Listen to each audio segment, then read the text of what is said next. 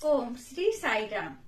परम आराध्य परम प्रेममय परम करुणामय भगवान बाबांक चरण कमल रे कोटि कोटि प्रणति जणे आरंभ करिबा भगवानकर अवतार बाणी माध्यम रे भगवान आज आमको कौन संदेश देउछंती आसंतु सुनिबा।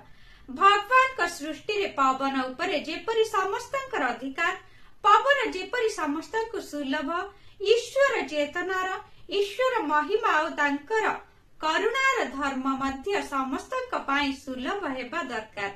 एहा प्रत्येक लोकर संपद, एथिरे प्रत्येक लोकर अधिकार रहिछि। प्रत्येक एहा द्वारा उपकृत हेबा उचित। मनुष्य भावरे जन्म ग्रहण करिथिबा यथेष्ट। ए अपूर्व संपदर भाग नेबा पाई प्रत्येकक दाबी सेथिपाई यथार्थ। तुमे माने एही बाहिनी को प्रत्येक द्वार को नेबा दरकार एवं प्रत्येकंकु एथिरु भाग नेबा पाई स्वागत करिबा दरकार। शुभ सकाळ, आपणकर दिनटी मंगलमय हेउ। जय साई राम।